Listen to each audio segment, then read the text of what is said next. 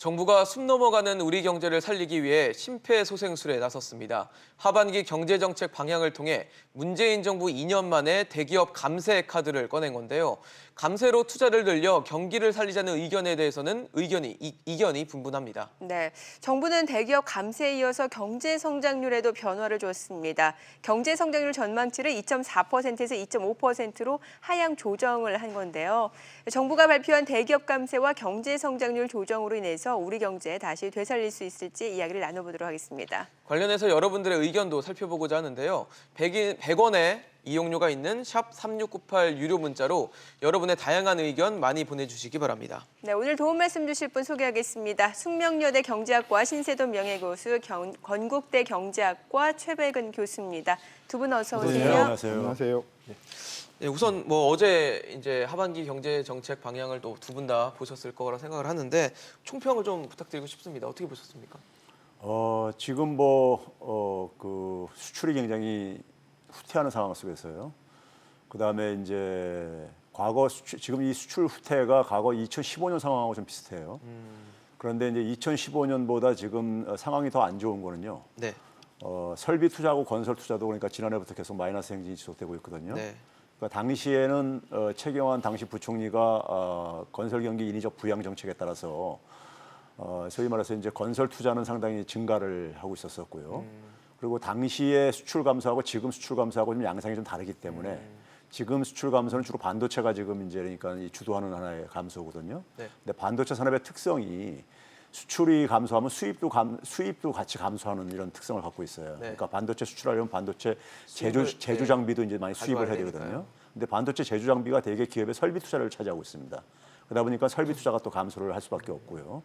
그러면 결국은 민간 부분에 있어서 그러니까 투자 부분이 지금 그러니까 위축이 되는 상황이고 대외 수요가 지금 이제 그러니까 후퇴하는 상황 속에서 남은 부분은 가계 소비하고 정부 부분이 안 남죠. 네. 그러면 결국은 이제 정부 부분이 이 공백을 좀 많이 메꿔줘야 되는 이런 조치가 필요한데 네. 추경 규모가 너무 일단 양적으로 볼 때 너무 작고 그다음에 또 이왕이면 좀 효과가 좀 큰 부분에 경기 활성화에 그러니까 좀 효과가 큰 부분에 좀 이제 투입이 돼야 되는데 네. 그런 부분에 있어서 좀 약간 좀 너무 소극적으로 좀 너무 이 재정을 좀 운용을 하려고 하는 게 아닌가 하는 생각이 들었고요. 네. 그 결과 정부가 지금 예상하는 성장률 목표도 저는 좀 달성하기 힘들지 않겠는가. 2.4, 2.5도 쉽지 그렇죠. 않다. 예. 네. 그래서 그런 점에서 정부가 좀 이제 국회 추경 논의 과정에서 네. 좀 재정을 좀 더 확장을 좀 했으면 하는 바람입니다. 네. 네. 신 교수님 어떻게 보셨어요? 어제 일단 경제정책 방향. 일단 작년 말에 나온 금년도 경제 정책 방향과 거의 판박이로 똑같습니다. 제가 왜 그걸 지적하냐면 네. 작년에 나온 대책이 상반기 동안 실적이 더 나쁘다 하면 장반기 정책 방향을 대부분 좀 획기적으로 바꿔야 되잖아요. 한다든지. 왜 완전히 네. 그냥 돌려막기라고 제가 비판하는 거고요. 예. 두 번째로는 알맹이가 하나도 없어요. 알맹이가 하나도 없고 그다음에 아까 이제 최 교수님 말씀하셨다 지금 우리 경제가 근본적으로 문제가 있는 것이 해외 경제가 조금 어려운 것도 있지만 네. 내부적으로 문제가 많거든요. 지금 소비가 계속 가라앉고 있어요. 네. 설비 투자가 전혀 안 되고 있어요. 그러면 내수가 죽고 설비가 살아날 수 있는 정말 그 메가톤급의 정책이 나와줘야 되는데 뭐 밋밋하게 그래서 정부가 이 경제를 정말 어렵다는 것을 인정을 하는 건지 안 하는 건지 말은 어렵다라고 하면서 실제로는 전혀 체감에 와 닿지 않는 대책을 내놔서 매우 실망했습니다. 그러니까 말과 행동이 좀 다른 뭐 그런 상황이겠네요. 네, 그렇습니다. 네. 뭐 지금 정부에서는 지금 말씀해주신 대로 워낙 지금 투자 자체가 위축되어 있다 보니까 투자 활성화를 위한 민간 기업들 세제 혜택을 주기로 했습니다. 결과적으로는 감세 카드라고 좀 보시면 될 것 같은데 이게 문정부 2년 만에 처음 있는 일인데 사실 그동안 문재인 정부가 이제 2년 만에 이 감세 카드를 꺼내든 배경 아무래도 경제가 그만큼 어려웠기 때문에 그런 게 아닌가라는 얘기가 나오거든요. 사실 그동안 왜 법인세 늘리고 막 그랬었잖아요. 그랬었죠. 오히려 증세도. 규제하고. 지금 이제 그러니까 앞에서 얘기했듯이 설비 투자가 계속해서 마이너스 행진이 지속되는 상황 속에서 네. 정부 입장 속에서는 굉장히 이제 이걸 좀 이제 어쨌든 간에 턴어라운드 시키고 싶을 거예요. 국면을 좀 변화시키고 싶은 이런 네. 이제 그러니까 입장이 있을 텐데 그러다 보니까는 이제 이번에 이제 생산성 향상 시설이라든가 안전 시설에 관련해 가지고 세금을 이제 좀 이제 그러니까 인하 혜택을 주겠다고 했는데 저는 이 부분 효과는 그렇게 클 것 같지는 않아요. 클 것 같지가 않고요. 더군다나 뭐 생산성 시설 향상 같은 경우는요, 우리가 좀 약간 부작용도 좀 있습니다. 어떤 부작용이냐면은 네. 기업들이 특히 대기업들 같은 경우 보게 되면은 기업들이 수익을 추구하는 데 속에서 가장 우리가 그 선호하는 방식이 뭐냐면요. 네. 시장의 이 점유율을 그러니까 독점적인 점유율을 그러니까는 유지하는 방식이에요. 그래서 대개 이런 불경기 상황 속에서는 대기업들 같은 경우는 오히려 그러니까 생산성 향상을 통해서 시장의 그러니까 지배력을 더 강화하려는 이런 조치들을 많이 합니다. 네. 반면에 이제 중소기업이나 이런 기업들은 상대적으로 투자가 안 되는 상황이고요. 그렇죠. 그러면 대기업한테까지 그러니까 굳이 그러니까 이 감세 혜택을 줄 필요가 있었는가 저는 이제 그러니까는 물론 이제 그런 점에서 좀 이제 물론 이제 중견기업이나 중소기업에 대한 감세 혜택이 더 컸습니다. 폭은요. 네. 폭은 컸는데 대기업한테까지 할 필요가 있었는가 하는 생각은 들고요. 반면에 뭐 이제 안전시설 같은 투자 부분에 대한 뭐 감세 혜택 같은 경우는 뭐 네. 그거는 뭐 저는 그렇게 나쁜 처방은 아니라고 보고 있고요. 네. 문제는 이 기업들의 이제 지금 감세로 인해 가지고 투자가 그러니까는 얼마나 증대할 것인가. 이건 저는 굉장히 의문시되고 있어요. 왜 그러냐면은 경기 침체기에는 우리가 네. 기업의 이윤이라는 것은 수입하고 비용으로 구성되어지는데 네. 비용이 지금 높아서 그러니까 근데 이 감세라는 것은 실현된 이윤에 대해서 그러니까는 세를 덜 이제 떼겠다는 거죠. 그렇죠. 그런 예. 거기 때문에 세후 이윤을 이제 높여주겠다는 건데 문제는 지금 이윤이 실현이 안 돼지고 있는. 근데 이윤이 실현이 왜 안 돼지고 있냐면 주로 이제 수입이 지금 이제 판매가 네. 시장이 지금 너무 이제 그러니까 위축되고 있다 보니까는 네. 생긴 하나의 현상이거든요. 네. 그러면 예를 들어서 세후 이윤을 그러니까 좀 더 보장해 준다고 해가지고 그 확보된 자금을 가지고 더 투자를 할 것인가. 쉽게 얘기해서 내가 투자를 해가지고 더 많이 물건을 만들어서 판매했을 때 네네. 더 판매될 가능성이 없다면은 기업이 투자를 하겠냐 이거죠. 그런 점에서 이제 이런 경기 불황 시기에는 사실은 공공 투자가 사실은 더 이제 그러니까 우리가 필요하다 이렇게 좀 생각을 하고 있는 거죠. 네, 어떻게 보셨습니까? 이게 찔끔이에요. 뭐 아. 그러니까 이게 이 투자세 공제라는 게 없었던 것을 이번에 도입했다 그러면은 정말 박수 칠 만한 건데요.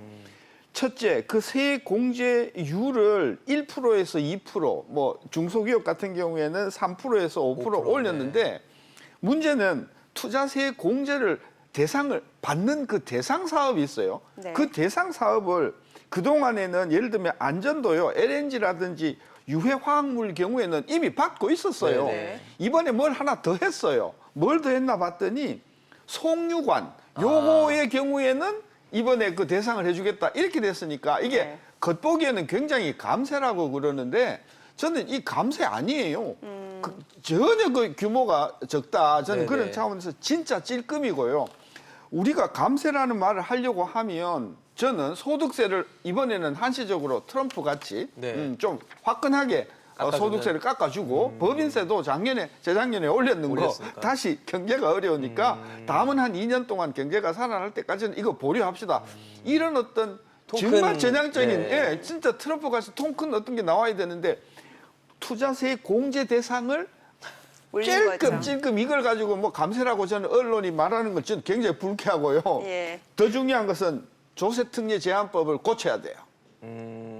조세특례제 조특법을. 네. 네, 이거 고쳐야만 이걸 적용할 수 있어요. 그러니까 법을 지금 하나도 못 고치는 현 정부가 이런 것을 탁 내놔가지고 대단히 뭐 감세라고 큰 소리 치는데 이거요 야당의 협조를 받지 못하면 이거 조세가 안 되는 거예요. 그리고 그거를 예를 들어서 법을 고쳐가지고 시행될 때까지 시간이 얼마나 또 걸리겠습니까? 저는 그래서 이건 진짜 생색내기에 불과하고 찔끔이다. 저는 그런데요. 네. 제가 한 가지만 좀 보완할 게 있는데요. 예.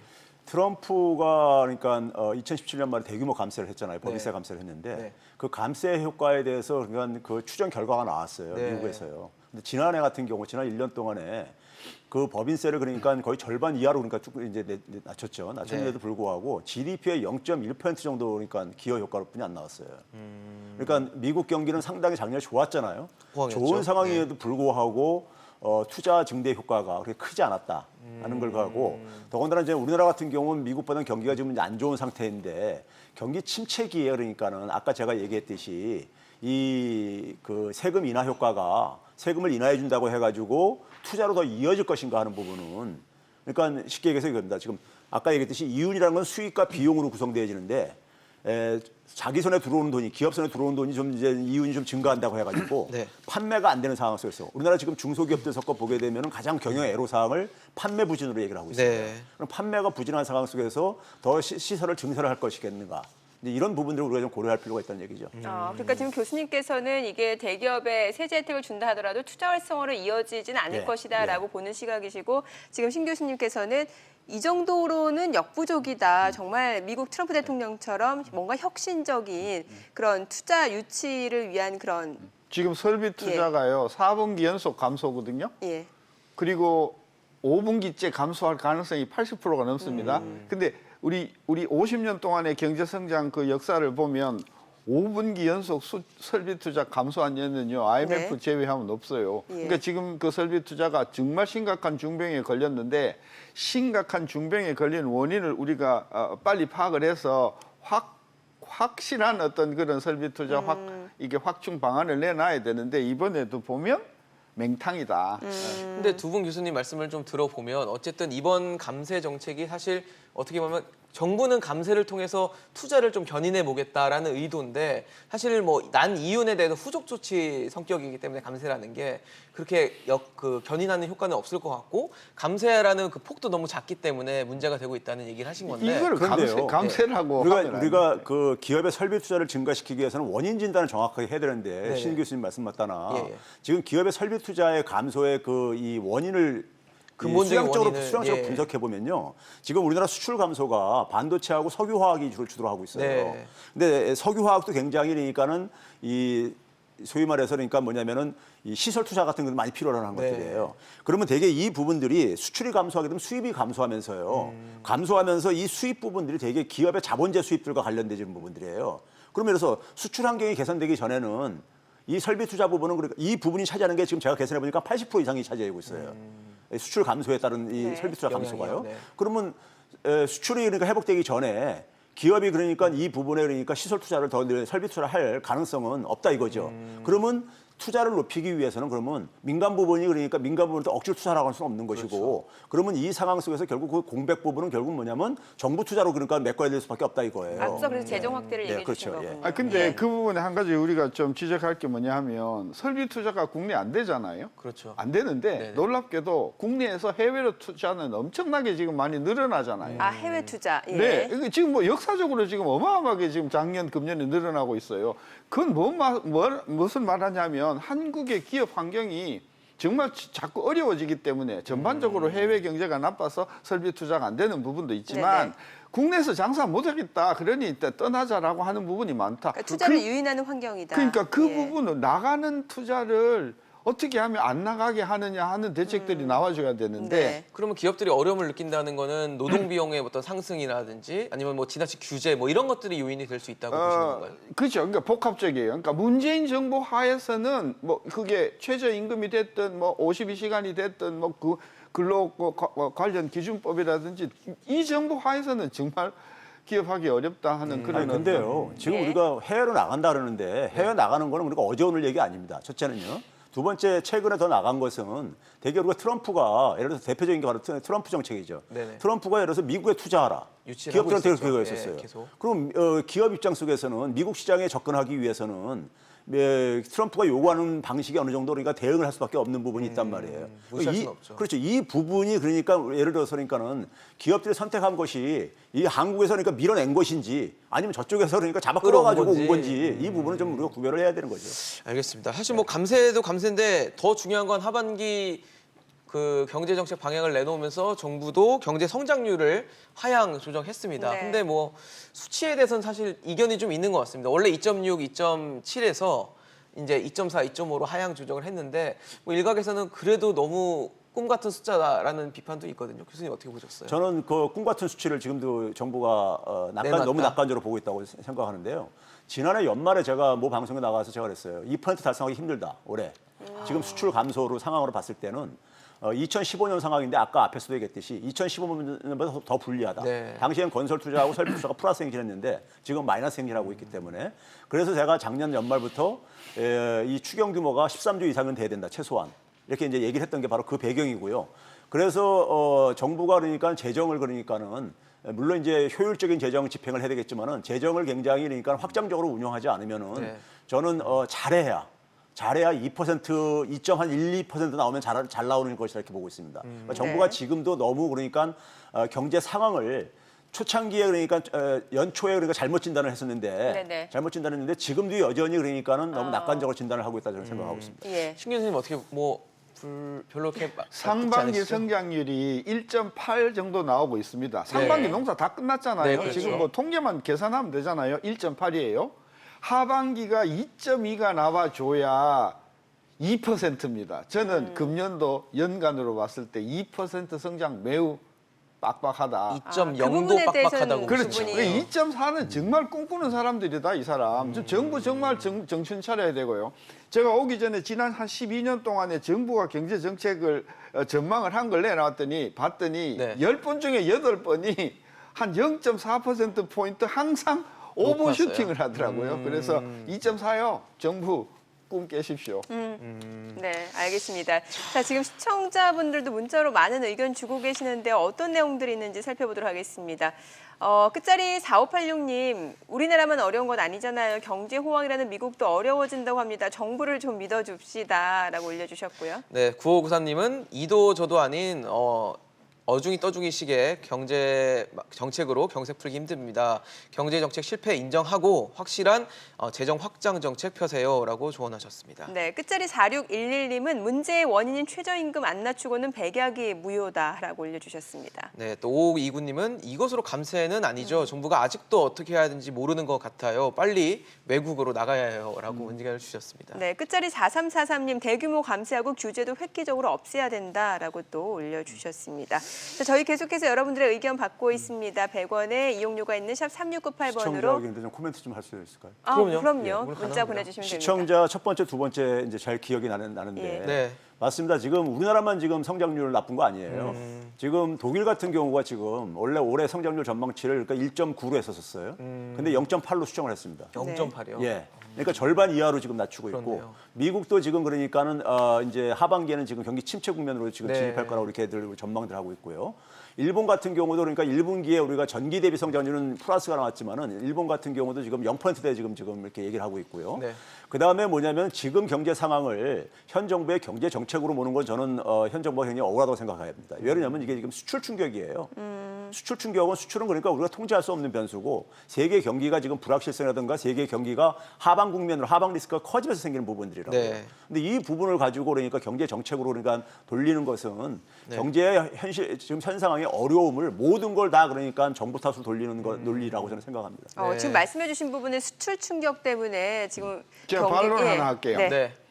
그 수출이 주는 것 맞아요. 네. 근데 수출이 줄면서 수입도 지금 계속 줄고 있어요. 그렇죠. 마이너스입니다. 네. 그러니까 우리가 통계적으로 수출이 줄어서 경제가 성장이 떨어지지만 수입이 줄면 경제 성장의 플러스 효과예요. 네.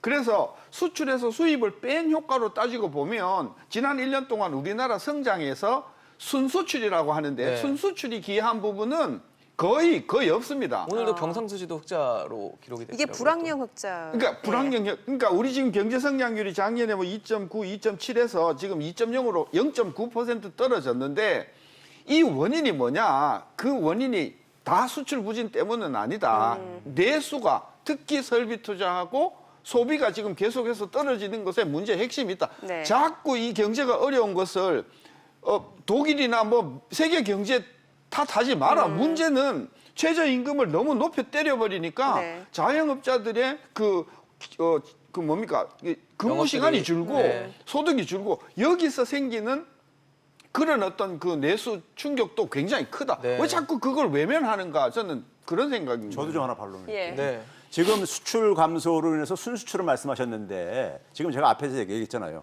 지금의 상황은 반도체가 지금 주도하는 수출 감소입니다. 다들 그렇죠. 이제 동의하잖아요. 네, 업황도 반도체 산업의 안 좋고. 특성하고 2015, 16년도에 마이너스 수출 행진할 때하고 그 당시는 일반 제조업들이 많이 그러니까 수출 감소를 주도했었어요. 네. 그러면 지금 반도체 같은 경우는 반도체하고 석유화학은 수입 감소를 유발하는 이런 이제 산업들이에요.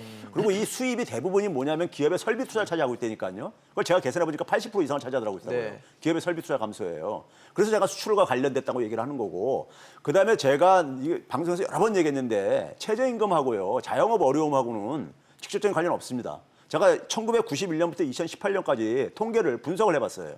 최저임금이 예를 들어서 10%가 인상했을 때, 증가율이 10% 인상했을 때 고용원이 있는 자영업자 숫자가 6% 정도 증가하는 효과가 나타나요. 오히려요. 그러니까요. 그리고 소득도 마찬가지로 증가하고 있고요. 그러니까 저는 단순하게 그러니까 인건비가 증가하면 그러니까 어려울 것이다 하는 이러한 감정에 호소를 해가지고 자영업의 어려움을 그렇게 얘기하는데 저는 그게 실증적으로 과학적으로 분석이 안 된 걸 가지고 저는 그러니까 감정 호소적인 하나의 주장이라고 생각해요. 그래도 분명 사실 뭐 통계가 가지는 오류도 있을 것 같아요. 왜냐하면 저희가 이 시간을 통해서 많은 자영업자들의 문자, 시청자분들 문자를 받아보면 분명히 체감적으로 어려운 부분을 호소하는 건 근데 있거든요. 제가 이런 네. 얘기하거든요.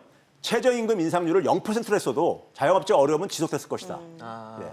그러면 최저임금 부분은 뭐 다시 좀 나중에 짚어보도록 네. 하고요. 예. 사실 이번에 경제 성장률 2.4에서 2.5%로 전망한 데에는 이 정부가 추경 효과를 같이 반영을 했습니다. 6.7조 원이 국회를 통과해서 집행이 됐을 때 이 정도 달성할 수 있을 거다. 근데 뭐 추경안 지금 통계 언제 될지 사실 잘 모르겠고 그다음에 정부가 이거를 제대로 집행을 해서 그만한 효과를 거둘 수 있을지에 대해서 좀 의문이 제기되는 것 같거든요. 교수님 어떻게 보십니까? 추경 6.7 6.7조 원. 전액이 국회에 통과를 한다고 하더라도 네. 성장이 어려운 거에는 전혀 영향 없다. 없다. 너무 이 추경에 정치적으로 그렇게 추경이 안 되어서 네네. 경제가 나빠졌다는 이런 빌미를 네. 좀 촌스럽게 정부 안 했으면 좋겠습니다. 정부에 있는 대부분의 뭐 국장급 정도의 관료들은 이까이 거 6.7% 추경 가지고 경제 성장률이 움직이지 않는다고 대부분의 저는 기재부 공무원들은 전 동의할 거라고 보는데 네. 유독 높은 데 앉아 계신 분들이 특히 민주당 쪽에 계신 분들이 6.7조 추경이 안 되면 대한민국 경제가 망가지는 것 같이 모든 잘못을 그쪽으로 화살을 돌리는 것은 적어도 경제 전문가의 입장에서는 너무 정치적인 속 들여다 보이는 언급이라고 봐요. 교수님, 근데 저는 2차 추경은 아예 없다라고 단정을 지었더라고요. 뭐 지금 시점에서 얘기니까 나중에 뭐 말을 바꿀 수는 있겠지만 2차 추경은 없다. 그래서 저는 기재부 관료들이요. 예. 자기 모순에 빠진 그러니까 굉장히 모순에 빠져가지고 보수적인 재정을 운영하고 있다고 생각하는데 지금 기재부에서 얘기하는 것이 연초에 집행됐어도 0.1%포인트 정도 그러니까 상승 성장률 효과가 있다 이렇게 향상 효과. 얘기했어요. 예. 그럼 지금 이렇게 늦춰지면서 그 효과도 좀 줄어들 거라고요. 그러니까요. 거기다 야당의 입장에서는 지금 6.7조의 추경을 가지고 한 0.1%가 아니라 0.03에서 0.04 정도 얘기하고 있어요. 한 3분의 1 정도 규모를 예정하고 있어요. 그러면 결과적으로 그러니까 우리가 성장률에 그러니까 별로 효과가 없다는 것을 다들 동의하면서 경기를 부양할 필요성은 다들 느낄 게 아니겠습니까? 그렇죠. 지금 기업 설비 투자, 그다음에 수출이 그러니까 이게 둔화되는 상황 속에서 그다음에 건설 투자 같은 경우 지난해부터 마이너스 행진하는 이유가요. 네. 이게 구조조정되는 거예요. 15년, 16년, 17년 동안에 가불해 가지고 건설 투자를 했다가 이게 이제 구조조정되는 하나의 이제 이 현상인 거고요. 그러면 결국 남은 부분은 정부가 보강하는 것은 경제가 교과서에 있는 얘기들이에요. 네. 단지 그 정부가 재정을 운용을 할 때 얼마나 효율적으로 운영할 것인가. 저는 이걸 가지고 오히려 경쟁을 해야 된다고 생각이 들어요. 네. 그 재정을 그러니까 얼마나 효율적으로 운용을 해가지고 가능한 효과를 극대화시킬 수 있겠는가. 이걸 가지고 해야 되는 것이지 지금 이런 경제 상황 속에서는 사실 역대 정부 어느 정부에서도 추경을 굉장히 그러니까 확장적으로 편성했던 것은 교과서적인 얘기일 뿐만 아니라 모두가 동의했던 것들이에요. 네. 근데 지금에 와서 이 추경 편성에 대해서는 굉장히 정치적으로도 전부 다 이렇게 접근을 하고 있으니까 이게 지금 제가 볼 때는 굉장히 관료들조차도 굉장히 자기 모순식으로 효과가 굉장히 제한적이라고 하면서 추경 규모는 굉장히 적게 편성하는 이런 자기 모순을 지금 보여주고 있다 이겁니다. 뭐 추경에 대해서는 두 분 교수님 다 정치적으로 너무 이용하는 것에 대한 지적을 주셨는데요. 네. 여러분들의 문자를 계속 받고 있어서 마지막으로 문자 좀 소개해드리고 마무리하도록 하겠습니다. 네.